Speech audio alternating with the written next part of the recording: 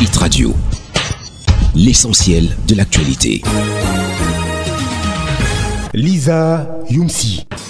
Le Flash Info sur Hit Radio, mesdames, messieurs, bienvenue. Crise anglophone, mouvement d'humeur des détenus anglophones à la prison centrale de Yaoundé. Le traitement infligé à de nouveaux détenus anglophones débarqués à la prison de Kodengé a suscité la colère des autres ressortissants du nord-ouest et du sud-ouest qui ont aussitôt entamé une grève de la faim. Les autres anglophones détenus en lien avec la crise socio-politique qui s'écoule au sud-ouest et le nord-ouest depuis plus d'un an ont montré de la sympathie aux leurs en entamant ce mouvement de grève. Des membres de famille des fronteurs disent n'avoir pas pu donner de la nourriture à leurs parents mardi, l'accès à la prison ayant été bloqué. Le calme est revenu à la prison centrale, mais cela s'est fait après un dialogue avec le régisseur de la prison. Toujours avec la crise anglophone, de nombreuses entreprises basées au Cameroun, dont des filiales de grands groupes étrangers, tant dans le secteur de la finance que de l'industrie, ont affiché leur engagement à soutenir le plan des autorités camerounaises à mobiliser 13 milliards de francs CFA pour le financement d'une aide humanitaire dans les régions du sud-ouest et du nord-ouest du pays, répondant à l'appel de la principale autorité de la région du littoral. Parmi quelques contributions, on peut noter des engagements comme ceux des filiales locales des groupes Société Générale, 100 millions de francs CFA, Dangote, 40 millions de dollars, ou encore de Telka Cocoa, 15 millions de francs CFA, le principal exportateur de cacao du pays.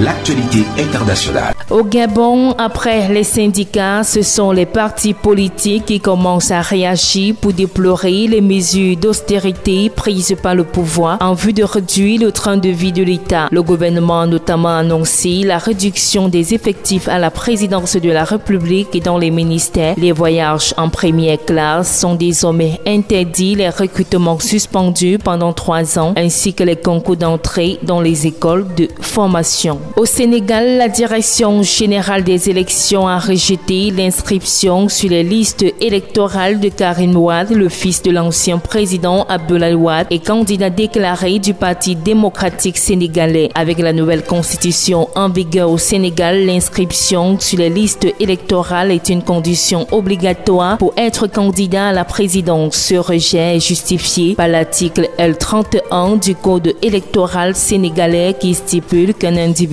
condamné à une peine de prison de 5 ans ou plus ne peut devenir électeur. Karim Wade a été gracié en juin 2016 après 38 mois de prison par le président Macky Sall en mars 2015. Il avait été condamné par la Cour de répression de l'enrichissement illicite à 6 ans de prison ferme et plus de 200 millions d'euros d'amende. Fin du Flash Info sur Hit Radio. Restez en compagnie de nos programmes. Hit Radio, une info d'avance.